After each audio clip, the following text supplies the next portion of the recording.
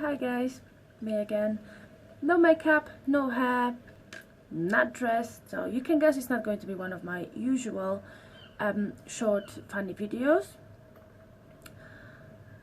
For a very long time this channel was all about 30 seconds clips with my little makeup videos, funny dub smash musically vines, but there are things happening in my life and more for myself, but if there's anyone else who wants to listen, I decided to start creating video on a journey that I am just starting. This is a journey, it's going to be hard, that is going to take a long time, and I don't know when this journey will end, but hopefully it will end where I want it to end. This video is about me starting the journey on trying to get better, trying to hopefully get my health under control, and if miracle will happen in the future, to have a baby. Yeah, this is going to be video, the first video in hopefully the long series of videos of my fight with Pcos, underactive thyroid and infertility, because yeah, all three of them, yeah, I scored hat-trick when I had lottery. I guess I spent too much time when I was waiting the queue for brain and beauty, and then when people were picking up health, I was just like nothing left, just yeah, get this, that and all the other crap. So a little background story. I only recently, I think 3 weeks ago, been diagnosed with underactive thyroid. Took ages, even though I've been telling doctors for a few years that I'm sure I have it. Why? Because my mother and my sister, one sister, they both have it, and I have every single bloody symptom you can think of. I am what I am. Not complaining that I'm fat, because I learned to love and accept myself. But I've never been this big when I was growing up. When I was a teenager, I was actually quite small. I always had big boobs, but the rest of my body wasn't too big. And then all of a sudden, I think when I first started uni, that was when I was 19, not 19 years old, I put on loads of weight.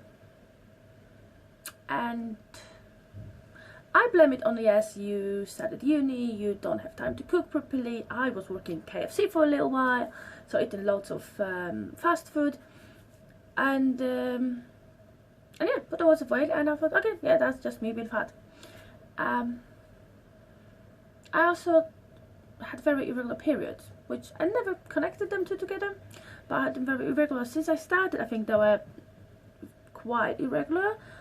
But then since I was 19, 20 and later, they become extremely irregular. Every 3, 4, 5 months.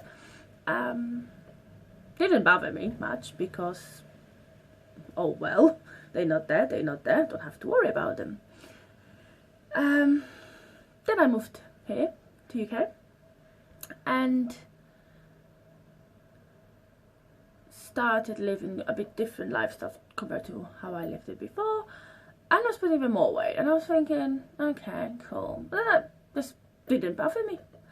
Easier to buy plus size clothes in this country than it was in my country, so win-win, I don't care. New wardrobe.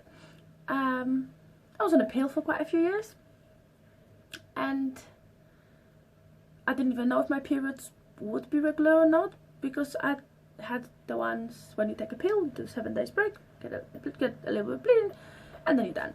So that's how it was for years and years.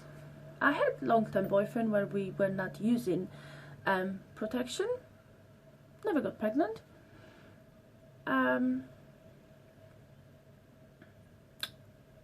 Until I think 5, 6 years ago, I got pregnant with someone who wouldn't be good at that, so maybe in the end it's good that I had a miscarriage. But that was the one time in my life, I think, when I was like, no, got pregnant, didn't work out, had a miscarriage. Then I blame it on lots of stress, because I was extremely stressed. I went through very bad breakup. I thought, okay, at least I know that even if my periods are regular, I can get pregnant. Didn't happen this time, didn't think much about it. Carried on with my life, with a new boyfriend, went on a pill again for a little while. Then we stopped the pill and nothing. Didn't get pregnant. Had periods once every 4 or 5 months. I blame myself for being stupid and not following it, but oh well. I went to Poland for a holiday, and good thing about having a sister who is a doctor is that she will try to help you. So my lovely sister sent me for blood tests, and on the blood test I've done in Poland, came out that my thyroid levels were not quite right. I don't remember the number because it was about 3-4 years ago, but I was borderline. So not quite underactive, but good doctor would prescribe me very low dose of thyroxine. Came back here, took the results to my GP, was told that we have to do the test here again because we need to have our own ones, no problem. Went for a blood test, results came, and the doctor said to me, well, you just borderline, so we're just gonna leave it. I was like, okay. I have every symptom of underactive thyroid. I don't get my period, I'm really big. I would like to have kids in the future, and I know to have them I have to have a period and ovulate, but I was absolutely ignored. So I went, you know what, fuck it, just fuck it, and went on with my life for quite a while, thinking I can't have children, I'm going to be a great auntie. And I am a great auntie. I was spoiled little two monsters, as I called my sister's kids. I spoiled them rotten. I love them, and I love kids. I'm not bitter when I see people with little ones. I cuddle them, and I'm going, oh, ooh, but that's fine, I did. Until I met my current partner, who wants to have children, and I keep saying to him, you know, I don't get my period, something is not right with me, but I don't know what, that's just how it is with me, and we're not gonna have children. But luckily he is a bit of an asshole, and he just keeps nagging and nagging and nagging and nagging. We've been together for 2.5 years now, a little break, but most of the time I haven't been using any contraception because I can't get pregnant anyway, so why?